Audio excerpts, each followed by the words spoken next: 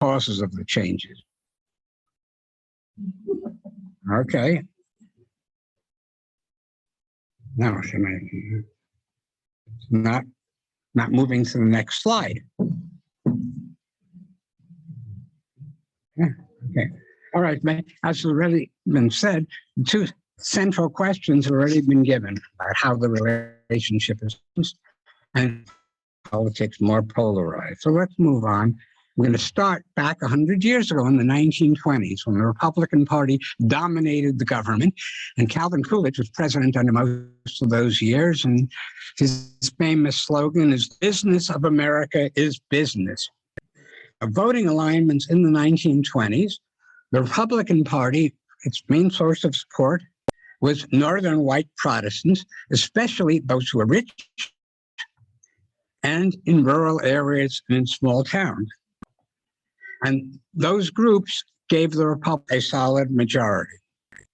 They won all three presidential elections by landslides averaging 58% of the popular vote.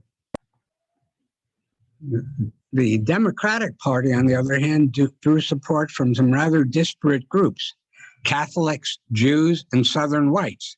These groups were all poorer and were excluded from status.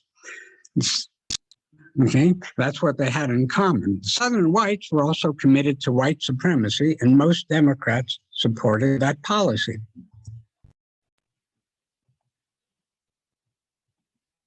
What's that? Changing. Okay, so there were racial minorities, primarily blacks. And blacks at that time voted strongly Republican. The Republican Party had ended slavery and instituted Reconstruction and was more favorable to blacks than the Democrats were. As far as the Democrats, Woodrow Wilson, who had just been president, illustrated their policies by segregating the city of Washington, D.C., which hadn't been policy before, and by firing the relatively few blacks who had jobs in the federal government. I want to comment, some of you may have noticed my capitalization of races, both black and white. And my reason is, as a colleague persuaded me, these really aren't accurate descriptions of skin color. They're really names we give to groups. Okay, so what were the major political issues dividing parties in the 1920s? Well, immigration, then as now, was an issue. The Republicans passed in 1924 a law imposing national quotas that effectively favored people from Northwest Europe, most of whom were Protestant. And who did it exclude? Well, most notably, it says we don't want more Jews, we don't want more Italians and other Southern Europeans. And of course, we don't want Asians and Latin Americans. Prohibition was another issue. The Republicans favored it, the Democrats opposed it. One reason for Democratic opposition is that both Catholics and Jews, who are part of its base, use wine, among other things, as part of religious rituals. And so shortly after Hoover was elected in 1928, the Depression started in 1929. And by 1932, economic output was down to 2/3 of 1929, with 25% unemployment. Contrast this with what we thought was bad when it was 10% in 2009, to which I might add, there wasn't unemployment insurance, and there usually weren't two wage owners in a house. Now, Hoover's response, based not on cruelty as much as that of conventional knowledge, was things fix themselves, but they didn't. Therefore, Roosevelt won by a landslide in 1932 with 57% of the popular vote and brought in a strongly Democratic Congress, something I might add that Biden does not have. The New Deal greatly increased involvement of the federal government in the economy for two different purposes. One was to stabilize capitalism in the financial system, and the other is to aid ordinary Americans. And as some New Dealers put it, trying to achieve Jeffersonian ends of greater equality by Hamiltonian means of a strong federal government. What were the major policies of the New Deal? Well, one was a lot of public spending to do two things. One is to create jobs, and the other is for infrastructure, roads, bridges, parks, dams, and other things, rural electrification. Okay. And, you've heard a lot about how our infrastructure is crumbling. Well, one reason for that is almost nothing since then. In fact, as you may have heard, the last major infrastructure project the federal government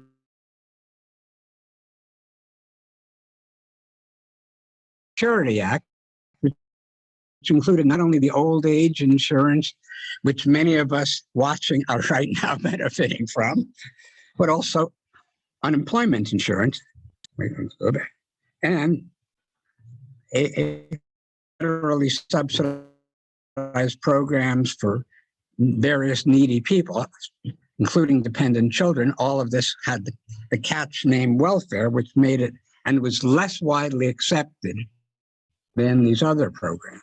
It also passed the Wagner Act, guaranteeing labor the right to collective bargaining, and to ensure the financial system ensured banks and regulation of securities. The effect of the New Deal provided help to cities and rural areas. It provided some improved job opportunities for Blacks, but the nation, the reason being it could not have gotten through the power of the Southern Bloc in Congress if it had. What were the political consequences of the New Deal?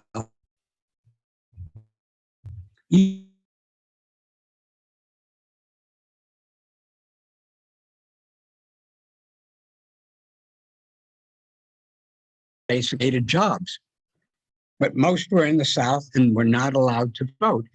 So they weren't really important in terms of making the Democratic Party the majority.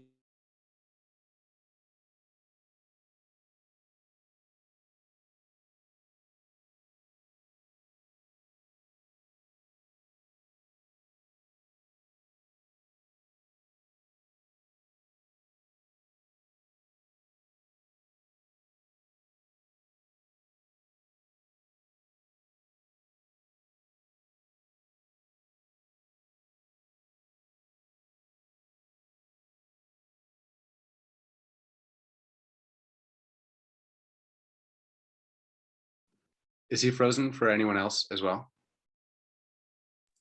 Yes. Yes. Yes.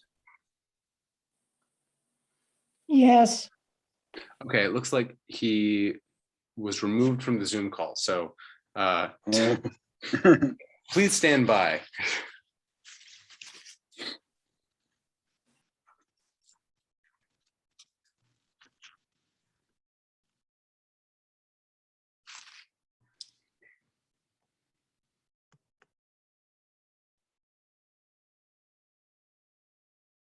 Was 1964. Yeah, to guarantee the votes to Blacks in the South in 1965. And there was a filibuster allowed, but this had enough Republican votes to pass despite that. LBJ and the Democrats also provided more aid, including welfare, to the poor, and they passed Medicare. This, again, was made possible by large Democratic majorities in Congress. Now, for the previous 20 years, the Republican Party had two very distinct wings in it. There's a moderate wing, which produced all the nominees, which basically accepted the New Deal, supported civil rights, at least in the South, and also basically favored avoiding war with the Soviet Union. By contrast, the more conservative wing opposed the New Deal, was not enthusiastic about civil rights, and wanted a more aggressive position against the Soviet Union to roll back communism.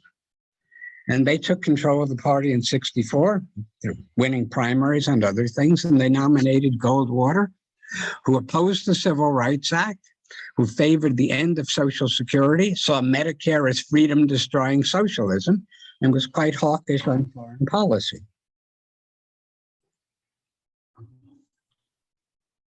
Okay. Johnson won by a landslide of 61%, in part because of fear that Goldwater would get us into a war. Democrats went from getting 2/3 of the black vote earlier to over 90% of the black vote. But Southern whites started shifting to the Republicans. I say started because Johnson actually still won a bunch of Southern states on the basis of white votes. However, there were some major changing electoral fortunes about to happen. In 1932 and through 64, the Democrats won 7 of 9 presidential elections, the exception being Eisenhower's 2 victories. In 1968, Nixon narrowly defeated Humphrey. But those liberals who took comfort by the narrowness of Humphrey's loss were rudely awakened if they believed Kevin Phillips. And Kevin Phillips said this was a conservative landslide. If you take Nixon's 43% and George Wallace's 14%, you get 57% on the right. And he took these votes and carefully analyzed them and wrote a book calling The Emerging Republican Majority.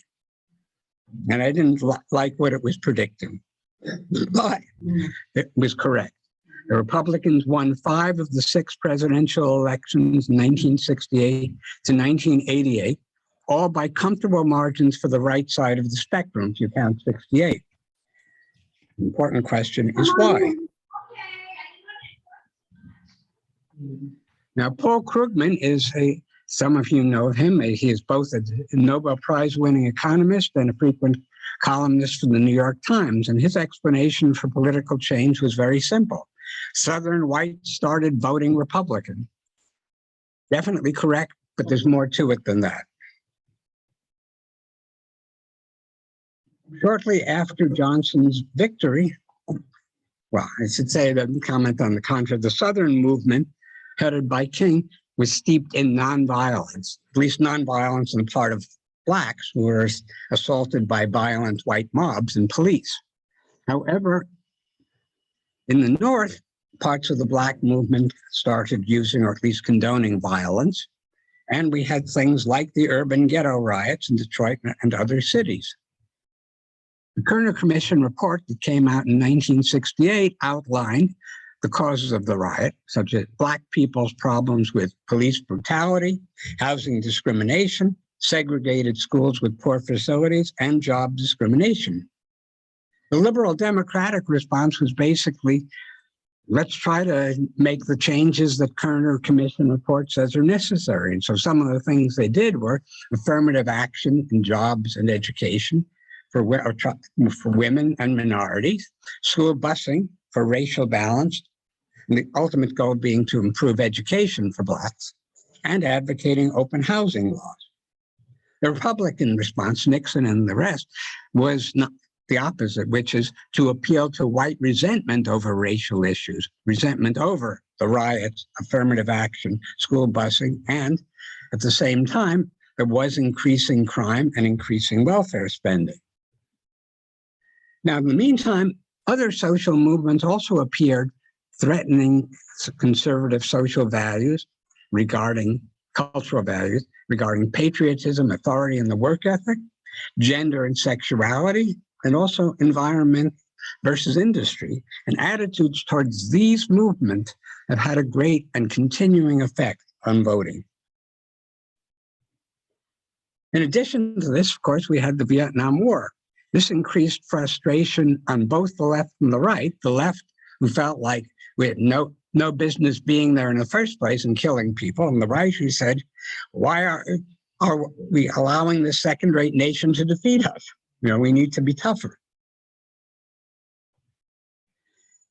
While all of this is going on, we also have the growth of a counterculture that advocated and used recreational drugs and opposed conventional jobs and sexual monogamy, and whose high priest Timothy Leary said, turn on, tune in, drop out. So the Republicans, aside from race, appealed to resentment over the counterculture and the anti-war movement. So what was the response of white voters? Well, by the late 60s, a large majority of Southern whites supported the Republican Party in presidential elections. You know, as Krugman said, But in addition, many working class and middle class whites in the North deserted the Democrats on issues of welfare and crime. They felt that their taxes were paying for programs for the undeserving poor.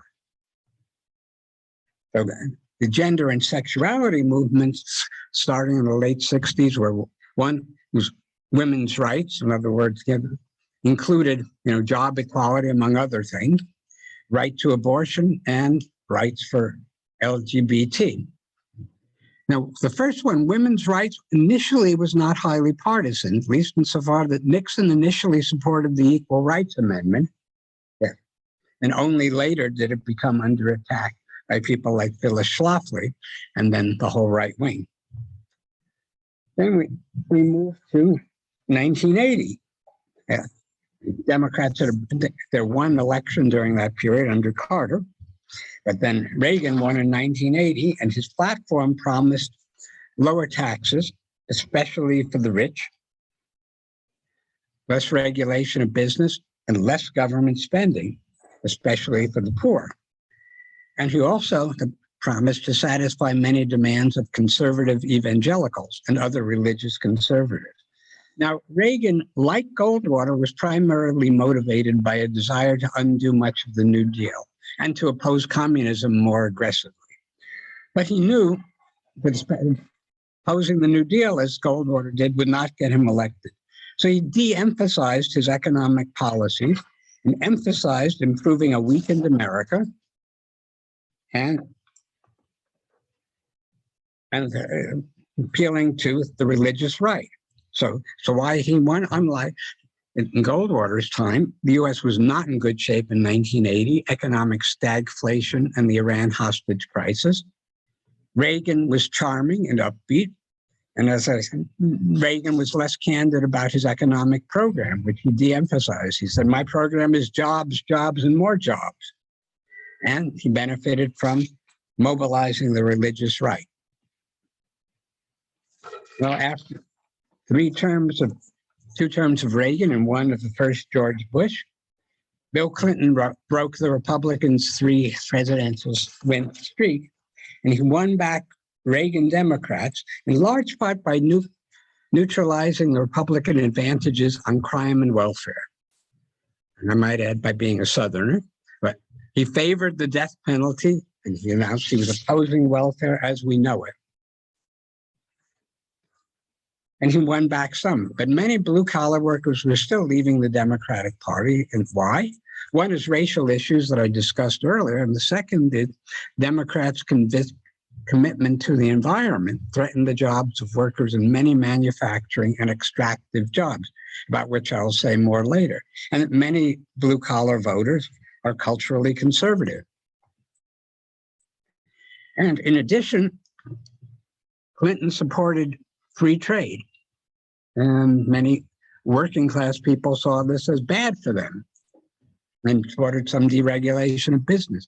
All of this made it easier for the Republicans to attack the Democrats as the party of the elite and call themselves the party of real Americans. Now here we come to the 21st century, and the three presidents had full terms for it. So one of the things which became really increasingly important in the late 80s and 2000s is religion. I want to talk about American religious exceptionalism. In the US, a much higher percentage of people believe in God and attend worship regularly than in most advanced nations. Around 2005, 86% of Americans believed in heaven, 43% attended religious services weekly. Corresponding numbers in Britain were 54% and 14%. And unlike in Western Europe, the rate of religious beliefs in the US were higher than in the 19th century. So let's say more about conservative evangelical Protestants. They have a literal interpretation of the Bible. They grew in numbers and political activity. They're very strongly anti-abortion, anti-LGBT, for abstinence-only sex education, and often opposed birth control, favored traditional gender roles, and often opposed teaching evolution. They were disproportionately Southern, at least in Southern origin. Nowadays, you have plenty of people who are formerly Southern living in places like Michigan who came here for the good jobs that the Second World War offered. And anyway, these conservative evangelicals, many of whom were apolitical before 1980, became strongly allied with the Republican Party since 1980. Now, the nature of religion and party choice greatly changed. In the past, party choice was primarily by religious difference, Protestant versus Catholic versus Jew. There were still some such differences, but much less than in the past. And I will show you a table of that. What you can see in this table is the Catholics who used to be overwhelmingly Democratic are now less than half Democratic. And that 45% includes a lot of Latino Catholics. The white Catholics are considerably less than 45% Democratic. Jews are down from 90% to 71% Democratic. And you might say, well, looking at all these figures and the fact that Jews are a really small group, how did Democrats manage to stay competitive at all? And the answer is the none, the unaffiliated, who are 68% Democratic, are an increasingly large group. Why does these things change? Well, Catholics and Jews quite a while ago stopped being low-income groups shut out of access to status and power. And one indicator of that is, look at the Supreme Court. 7 justices are Catholic and 2 are Jewish, which means how many are Protestant? And the other thing is people are now responding not in terms of their religious affiliation, but their attitudes regarding policies on race, gender, sexuality, and the environment.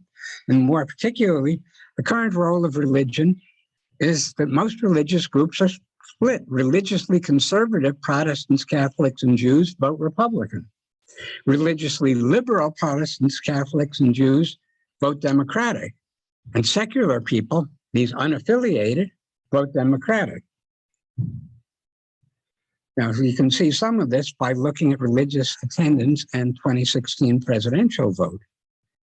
Though those who attend weekly, only 40% are Democratic, and that 40% includes a lot of Blacks and Latinos.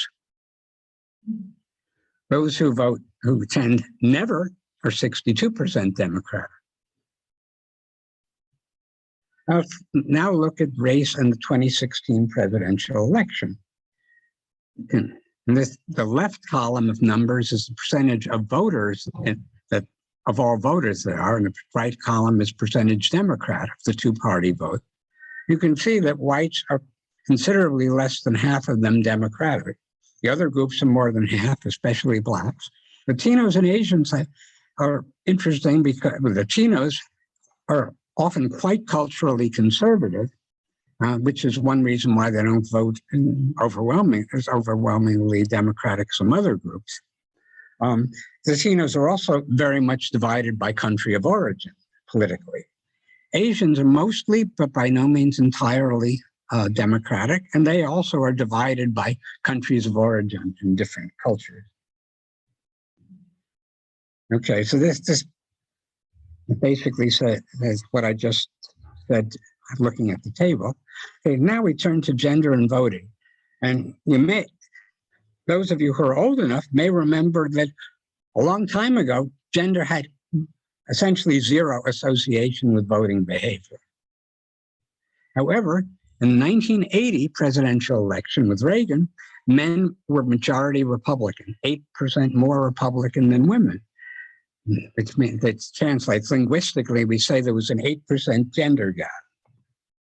The gender gap varied between 4% and 8% in the elections pre-Trump, 1984 to 2012. Some people think abortion is the main reason for the gender gap, but it's not. In fact, polls consistently showed that men and women had very similar attitudes about whether they were for allowing it or against it. Although the main difference is for women, it was a more important issue one way or the other. The biggest reasons for the gender gap. The two parties differ on equal pay, on family leave, and now on sexual assault. Presidential election in 2016 showed the biggest gender gap we had observed. Women were 13% more likely to vote Democratic than men, 54% versus 41%. And this is really quite impressive. The voting difference was much bigger among single people than married. Among singles, it was greater than 30%. And as far as reasons why, I think there are two reasons I can think of. One is members of the same couple, because of their relationship with each other, would tend to vote alike. And the other thing is that the income differences between men and women matter most for single people, not for married people. Now, this is the 2020 election. It's the numbers here are the percentage who voted for Biden. Look at both education and gender. So what you can see here is that college grads were considerably more Democratic, 18 or 20% more Democratic than not college graduates, but the women were 6 or 8% more Democratic than men. So what was the difference between 2020 and 2016? In 2020, it should make the turnout rate was higher than any time since 1960, maybe even higher. Comparing with 2016, Trump did worse among college-educated voters, but surprisingly, he did somewhat better among Blacks and Latinx. Some say that someone liked his machismo, even if they didn't like his attitudes toward them. Okay, so getting back to income and other economic factors. From 1932 to 64, income was one of the most important influences on how people voted. Now, if you hold constant three things, race, gender, and education, what you find is income makes very little difference. Or to put it another way, income is correlated some with how you vote, but that can be explained entirely by differences in these other factors, which are more likely the cause. Education, however, has become an important predictor in and of itself. One of the reasons for that is, if not the only one, we'll talk about others, the effect of the environmental politics from around 1970. The environment was initially bipartisan. Nixon actually embraced it to get people away from revolutionary ideas. He thought that was safer. And as you all, people my age probably remember, Nixon signed the Clean Air and Water Act, creating the EPA. But by the 1980s, the Republican leadership was against environmental regulations because they saw them as bad for business. And in the 2000s, climate change denial became standard Republican policy. Now, many blue-collar workers fear that environmental regulations will destroy their jobs, and for that reason, many support and vote for the GOP. You see it most clearly, in West Virginia with coal. But I read a book about whites in New Orleans, and many of them are aware that working with oil and chemicals is bad for their health, but they say, if we don't have them, we don't have jobs at all. Okay. By contrast, many educated, affluent people value the environment, and perhaps equally important, they have jobs that are not threatened by environmental regulation, and for that reason, vote Democratic. Now, the role of education really has changed quite a bit, because when Kennedy won in 1960s, he actually won white voters without a college degree, but lost white college graduates by 2-1. This is, in retrospect, really quite amazing. When Biden, who, unlike Kennedy's upper class Biden had much more working class background, he lost white voters without a college degree by 2-1, while narrowly winning white college graduates. Now, why most low-income whites vote Republican? Well, there are a number of reasons. Some do not, understand the Democratic policy as there's policies that favor them economically, like offering them better health insurance, among other things. And Fox News helps this misunderstanding by, parroting Republican lines that the tax cuts are mostly for the benefit of ordinary people, and denying that the Republicans exclude pre-existing conditions. Okay? Another thing is, so a lot of working class people get their political, I'd say, miseducation from Fox, etc. And what they don't receive is information from labor unions, which they used to. 1960s, 35% of people, workers were in labor unions versus 11% now. And the 11% who are in now are often public sector white collar workers rather than blue collar workers. And of course, you do have conservative religious and social beliefs on, for example, abortion and gender. And interviews found that many of these people view minorities and immigrants as taking what should go to people like them, especially the needier ones among them. And in addition, they often see educated liberals as looking down on them, something that the Republican Party tries to instill in them as a belief. Now, next thing I want to briefly talk about is attitudes towards science and religion. If you look in 1975, you'll see that clear majorities of supporters of both parties had confidence in science. In 1921, Democrats had even more confidence in science. Republicans, less than half had confidence in science. By contrast, in confidence in religion, in 2021, just 26% of Democrats have confidence in organized religion, compared to 51% of Republicans. By contrast, in 1970, Democrats were more confident in religion than Republicans. And what I've just shown you about science and religion reflects the fact that the Republicans increasingly attracted a lower education, more religiously fundamentalist group. And the consequences among them are clashing beliefs of Democrats and Republicans on such issues as climate change and how to deal with COVID. So the summary so far is from 1930 through 1960, voting choice was determined primarily by income and religious affiliations.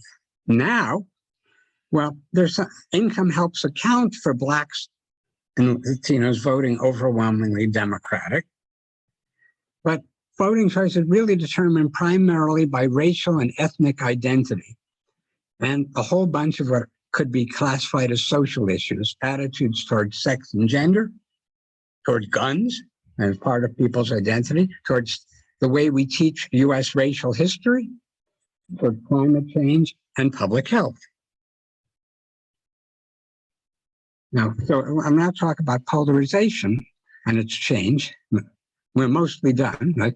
To show you how relatively unpolarized we were in the past, as I mentioned before, the key Civil Rights Act of 64 and Voting Rights of 65 was supported by most Republicans in Congress. Okay? Nixon and the Republicans in Congress, many, not all, but joined Democrats in major environmental legislation in the early 70s. Nixon in the early 70s proposed a national health care bill, which later Ted Kennedy said, my biggest regret is that I didn't accept it and help pass it. And this is also important as a contrast with what happened recently, when during Watergate, at a certain point, many Republican senators, including Barry Goldwater, decided Nixon had behaved unacceptably, and if he didn't resign, he needed to be removed. And you know the contrast with the present. There was also, as Joe Biden often talks about nostalgically, a congressional culture of civility. People disagreements, but did not make you enemies. He talked about how people had lots of friendships across the aisle. And This is by 2012, well before Trump became a major force. There was a book on polarization called "It's Even Worse Than It Looks: How the American Constitutional System Collided with the New Politics of Extremism." And the two authors, one man is with the Brookings Institute, which is moderately liberal, and Ornstein is with the American Enterprise Institute, which is somewhat conservative. And their conclusion was, while both parties participate in tribal warfare, they are not equally culpable. This is important coming from a Republican like Ornstein. This asymmetric polarization, with the Republican Party refusing to allow anything that might help the Democrats politically, no matter what the cost to the country. Some examples you could give are Mitch McConnell stating as his objective in 2009 to make Obama a one-term president. The frequent refusal to raise debt limits by Republicans, shutting down the government for a while, and many still oppose infrastructure if the Democrats are proposing it. So we saw it happen, that it has happened. Why has it increased so much? Well, one thing, before 1980, there were many moderate and conservative Democrats, especially in the South. And there were many moderate and liberal Republicans, especially in the Northeast. Now, people have resorted themselves, so each party has much less ideological diversity, and part of that also happened in the big Republican victory in the congressional election of 1974. Many conservative Southern Democrats were replaced by far-right Republicans, who provided the basis of the far right today often, although the far right isn't just in the South. As looking at Jim Jordan and others will show us. There are two additional, they're not competing, but additional explanations. The Republican recruitment of religious fundamentalists in the culture war became important. It is harder for people to compromise on cultural issues, which are seen as good versus evil, than on economic issues where it's easier to see ways to split the difference. And then some of the blame for polarization can go, before Trump, can go to Newt Gingrich. Now, Newt Gingrich in the early 90s was very frustrated by the fact that even though the Republicans were winning presidential elections, the Democrats were consistently the majority in the House of Representatives. And he and others decided to do something, and to use language to demonize the Democrats. So to win, Gingrich had Republicans say, basically engage total war, use language characterizing Democrats as radical, as sick, and as traitors, and as opposing the Democrats on everything, all policies. Now, what are the political consequences of candidates being seen as extreme?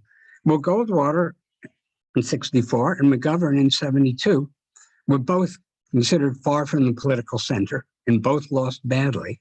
And after these defeats, both parties, at least in the short run, nominated more moderate candidates. The current GOP is becoming more extreme and has not paid a big price for its extremism. Why not? Well, first, as you all know, our Constitution gives extra state clout to small states via the Senate, and these small states are mostly Republican. And as many of you also know, gerrymandering enhances GOP represented. Now, both parties have gerrymandered when they have a chance, but the Republicans have been more effective at it. And perhaps for that reason, they want to preserve it, while the Democrats in the bills that they've proposed in Congress are saying, let's do away with gerrymandering. In addition, if you look at effects on public opinion, the Republicans make clever use of hot-button cultural issues, as in schools in Virginia. They've also, I mentioned Fox News, they've created a community which totally distrusts mainstream media and what most of us consider facts as a result of Fox News and even further right media. And their messages get amplified by social media, which mass circulates falsehood and creates reinforcing echo chambers. Now, because of polarization, there are many fewer swing voters than in the past, but they are crucial in closely divided electorate. They're often middle income to affluent whites. And in Virginia, a few weeks ago, Republicans won them by talking about teaching race in the schools. Now, much of what I've said in the past makes clear that my sympathies are far more with Democrats than Republicans, but I will say something critical of Democrats, which some of my audience may not agree with. Okay? I think that there are some Democratic actions and messages play into Republican hands. So it is one thing, and I think appropriate, to tell people about racist policies that contributed to the enormous gap in wealth that we have and the need to change such policy. And also appropriate to acknowledge the slaveholding among many founding fathers. But it is another thing to ignore the fact that Thomas Jefferson and other founders also did some very great things. Like Jefferson was a great proponent, not only had ideas about, even if he didn't follow them, about equality, but was a very strong proponent of religious freedom and public education. And in addition, this happens often in universities where people get canceled for statements that seem insufficiently anti-racist. And it is one thing to say that policing needs reforming, and it is another to call for defunding police, something many Black people oppose. And Al Sharpton, a Black leader, said, "Where I come from, people are afraid of both the cops and the robbers." And we need police for that. So I'm not aware of any leading Democratic politicians saying these things. Others do say these things, and when they do, they help Republicans who seize onto them. The future. Well, let me quote Casey Stengel, who said, "It is very difficult to make correct predictions, especially about the future." And so, following Stengel's advice, I am not making predictions. I am simply asking questions.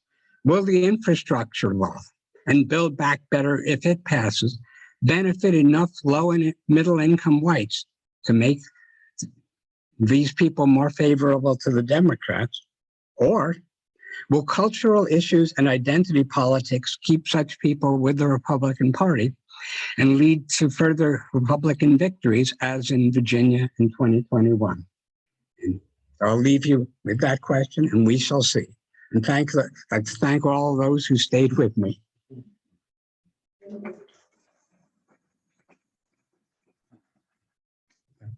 And now it's time for people to ask questions. How do we do that? Could you unshare? What? Share your. Can I unshare it? Or you just stop share?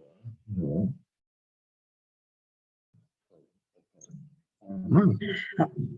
Ed's up.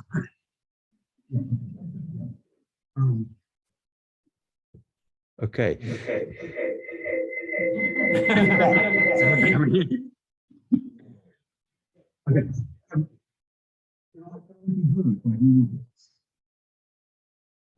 How do we find that out? Okay, can John Waller be heard by the audience? With an echo.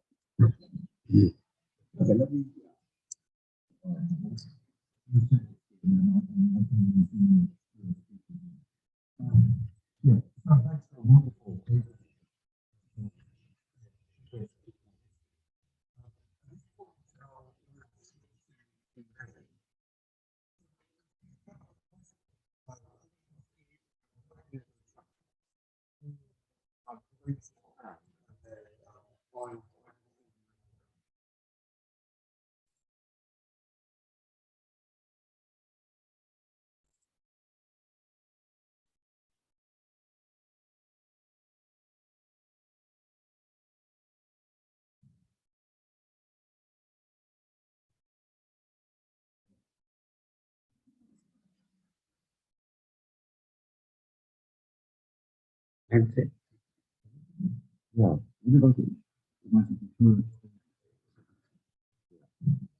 I'm here.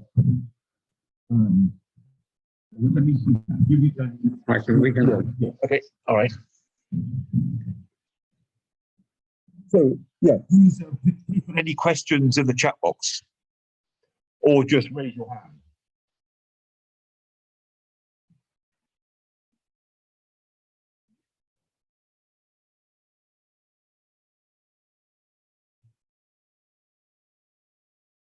Yeah, okay. There's David.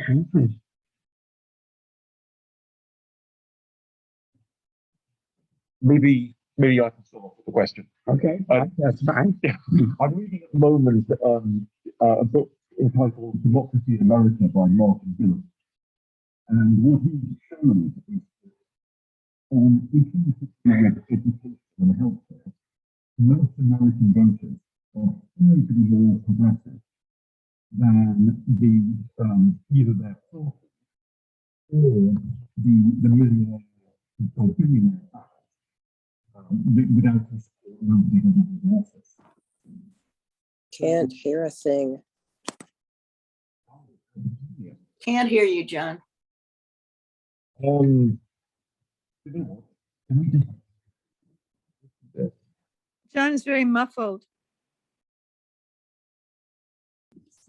I hope they were able to hear me, although they. Yeah, we're muted.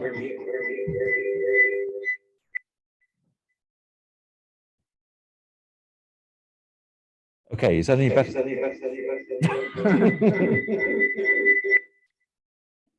Maybe those two computers are too close to each other. Right, maybe.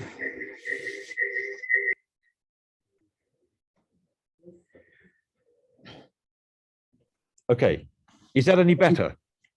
Yes. Yes. Okay, good, excellent. great. Thank you. Yeah. Okay. Well, let me. I'll ask my question later, Stan.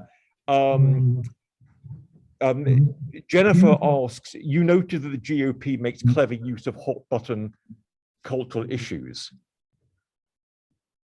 I don't see the remainder of a question there, Jennifer. Do you want to? No, I'm sorry. I hit the return button too soon. My question is, my impression is that Democrats are remarkably bad at selling what I think of as really remarkably good proposals, like the healthcare proposal under Obama. Is my perception valid? I mean, Fox News seems to be very, very powerful, but I don't see a counter to that in the popular media to help Democrats make their case more persuasively. I think that's often true. That Democrats, and when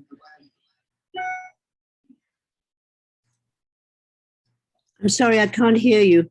okay, can you hear me now? I can, thank you. Okay, so you've made it. I'm hearing myself twice, but you've made a good point. One of the problems Democrats have is that what Democrats want to do is to balance competing values. Democrats want to help people, but Democrats do not want to totally take over the economy. And the very Democrat, in terms of healthcare, a transition to Medicare for all would be very difficult, as well as being opposed by all the important interests. But Obamacare, or Affordable Care Act, was extremely complicated and difficult to explain. And even what I said, in terms of race and policing, may be more difficult, more complicated, and more difficult to explain than a lot of people want to deal with. The Republicans have the ability to make things very simple. So I think that's part of what goes on. Mm-hmm. So I noticed it says, doesn't climate change trump all other issues? Well, one can certainly make a case that it is the most important thing. On the other hand, I'd say, while voters care more about it than in the past, over half are seriously concerned. That doesn't mean that all these people are willing to make significant sacrifices. At least in the short term, what they are more concerned about is other things. A good example from France came a number of blue collar workers were saying, Macron is worried about the end of the world, but we are worried about the end of the month. Yeah. And that's Yeah. probably true of many Americans as well. Or also, even if they care about climate change, are not ready to get rid of their entire lifestyle. It's built upon fossil fuels. Even though it would be possible to suggest alternatives, that it doesn't Okay. have to be So either or. next, I don't see anything else in the chat. Others want to raise their hand, or Nancy. Can you unmute yourself, Nancy? You've described very well shifts in voter determinants. And I still can't hear you. well, then we won't work. It won't work, I guess. Can anyone else hear me? I can hear you. You can't hear me, Stan? I can hear you. You could put your question in a chat. It's perhaps. a long question. Essentially what I'm asking is, how do the shifts in voting determinants, which you've described, parallel or differ from the shifts in voting determinants in countries that have turned to fascism or authoritarianism? Well, there are certainly similarities in terms of, leaders who tell the low income people that they're being basically mistreated, ignored, etc., by liberal elites. Yeah, so there definitely are similarities. In particular, in a number of Eastern European countries, that's very much the case. I can't comment in more detail on that.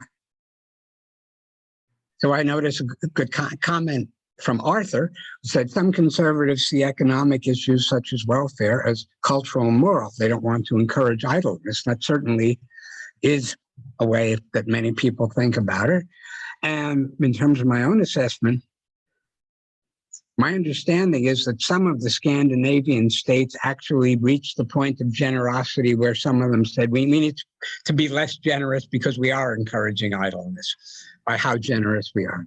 But the US is very far from that. And I know that, well, I won't say that welfare never encourages idleness, but I will say more specifically about the current situation that there was recently a natural experiment in terms of some states were cutting back on payments to people from the rescue plan, and others were not.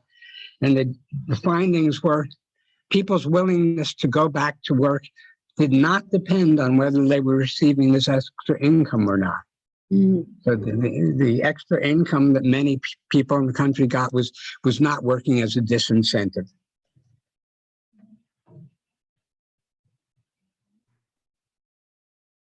Other thing? David, anyway. Yes, thanks so much, Stan, for this excellent perspective. I have another question, though. I remember Clinton saying it's the economy, stupid, everything depends upon the economy. And now people are talking about inflation and how that's really starting to drive issues and so on. But I think also another issue, so that's one kind of question, you can comment on that.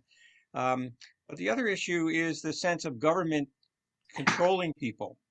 And all the culture wars are around government telling us what to do, whether we should wear masks or not, whether gay trans person can go into a men's bathroom or a woman's bathroom, whether what we teach in our schools and who determines what we teach in our schools.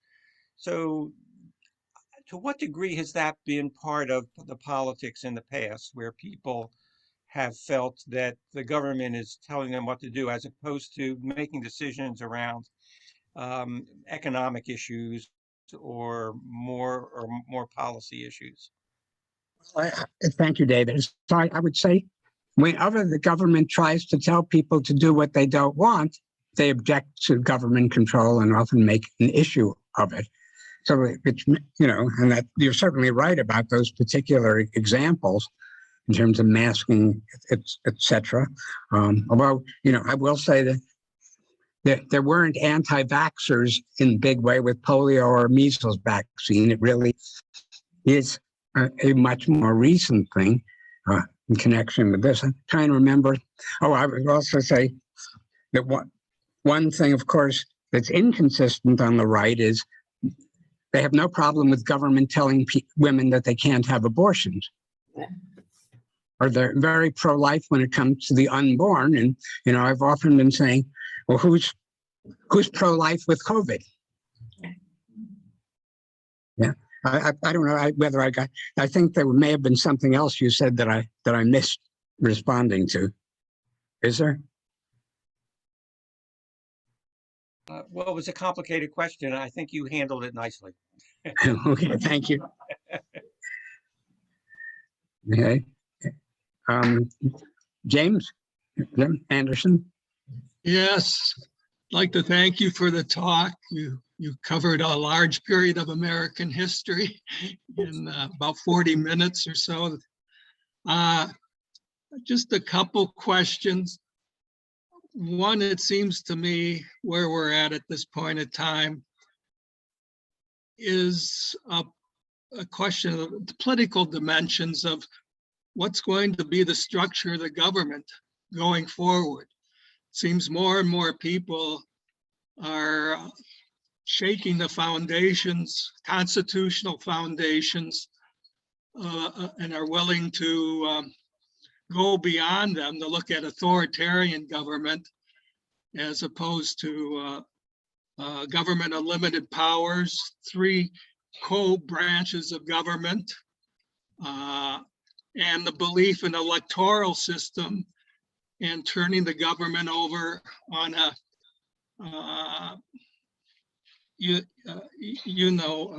bipartisan basis. I mean, not resort to violence to take over the government. So perhaps your talk in the future might have to go back to the Civil War in some way to look at this modern situation as I look at it. Aside from that, the second question is, we had the modern period here looking at Fox News, but it seems to me to understand 2016 election and 2020, we have to look at our technological structures. I mean, Facebook and other organizations, their social platforms, and how people are getting their opinions from them. And yet we've had a lot of criticism now of Facebook, their algorithms, what they permit to go on online to influence this. And I realize this is new and you can't take it back. This is technology that wasn't in the 1930s where we started this talk, but I'm interested in getting your ideas on these two areas where we're at right now. And One of them you talked about it. Well, okay. 2 things. One is I share your worry about whether our democracy will survive or whether we are on the verge of another civil war. Okay, that's the first thing. Regarding the social media and their use, I do think that a lot of what goes on in social media is similar to shouting fire in a crowded theater. I'm reading a book called Liars and Hype by Cass Sunstein. I haven't gotten as far as I'd like to, even though it's a thin book, but very dense. But it tries to propose ways of basically dealing with dangerous lies on the one hand, but preserving freedom of speech on the other hand. But I haven't read enough of it to be able to give you an answer. Now, I do notice it's one person, Matthews, asked me, do you feel a third party could ever have a chance in US politics? And my answer is not until we change our way of voting for Congress. As long as one person gets elected and from each state or each district, the third party is inevitably going to hurt, the party you don't want to, you'd rather not hurt. So no, I don't, you know, yeah. I have been involved in other work.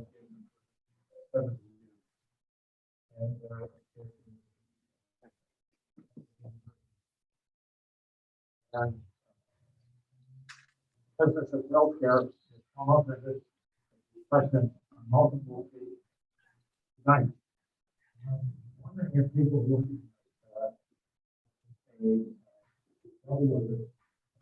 really a problem.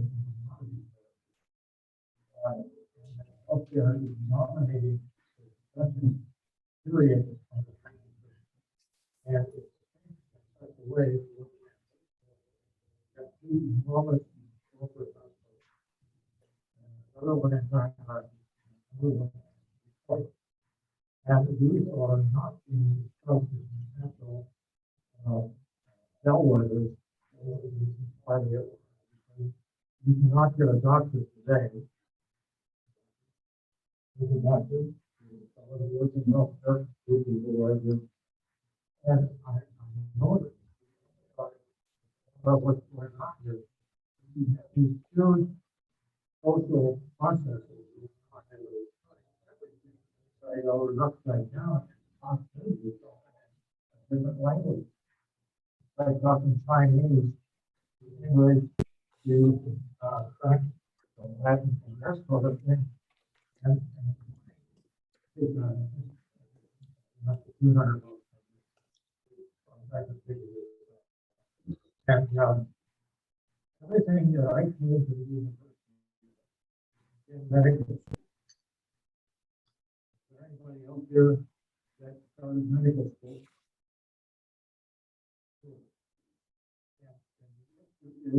We're not teaching anything like we taught this year. Okay. Nobody's talking about that. There is a social thing because the fact that we're, for example,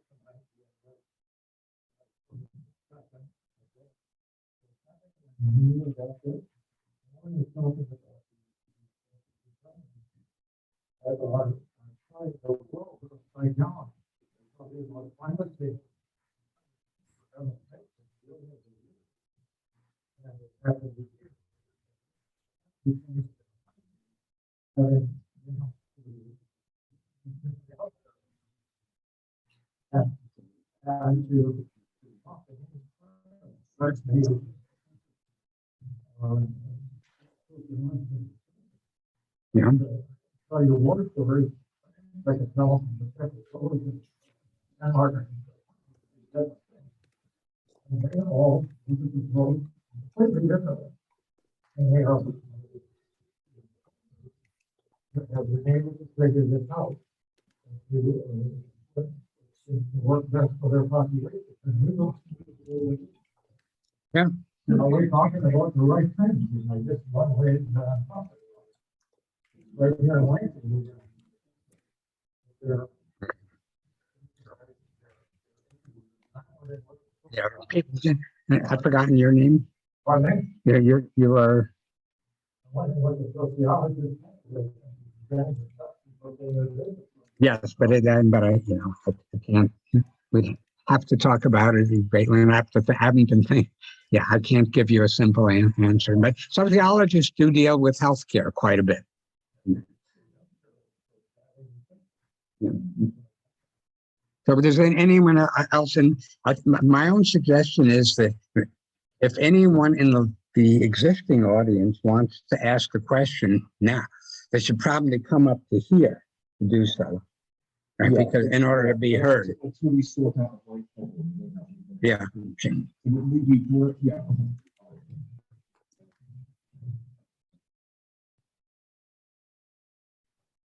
Professor, your data spoke about the extent to which people are backing away from a belief in science.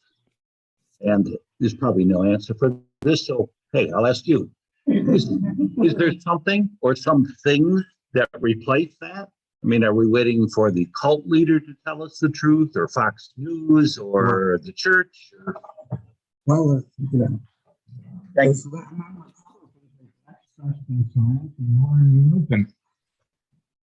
That's the simple answer, more than in the past. We need to improve science education, clearly.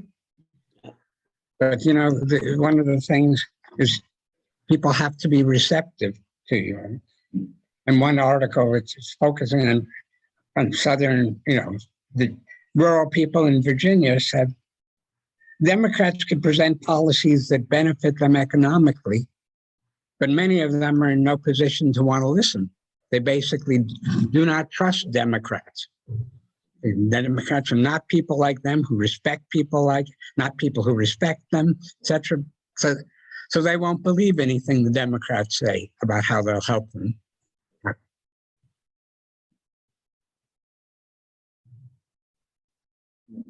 So a couple of questions in the chat. Okay. Matthew. Yeah, I answered Matthew.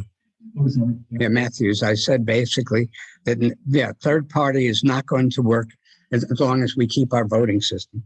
Multiple parties sometimes work when you have proportional representation. One place where a third party has survived, but really shows how it doesn't work. Britain has single member constituents the way we do, and they have a liberal democratic party, which is ideologically in between conservative and labor. And they get a decent amount of votes, but their proportion of seats in parliament is way less than their proportion of the vote, which can show you elsewhere what happens to third parties. That was a word in question. Okay. Would you want to read the question answer? Your question. Okay, I have to find it. No.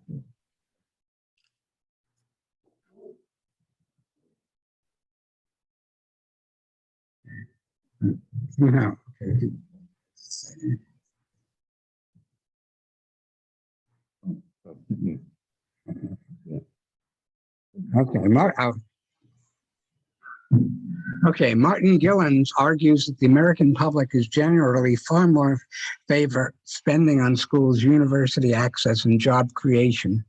But he points out this is seldom reflected in laws and policies, which more closely reflect the interest of very rich political backers. To the extent this is true, what can be done to increase the political voice of the median voter?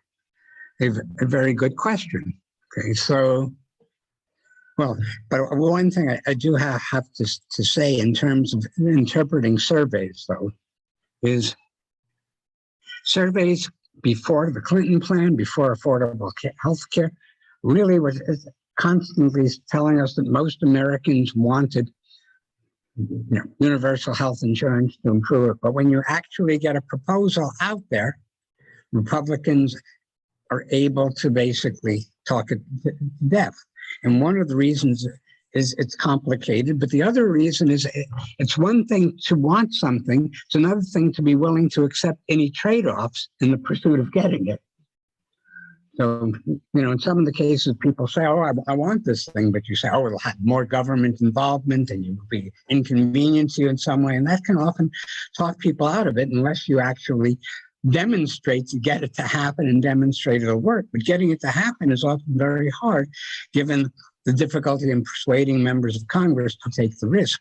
But I mean, the one thing I can think of, which would certainly increase the political voice of the median voter versus the rich, would be ending Citizens United. However, I get what's the chance of ending Citizens United? Passing a constitutional amendment to end it? Impossible. Given the Republican opposition to doing that. Congress, I think, basically passed laws restricting contributions from the rich, and the Supreme Court stopped it. So you'd need a string of Democratic victories to change the Supreme Court. Some of the, which is difficult under the current circumstances.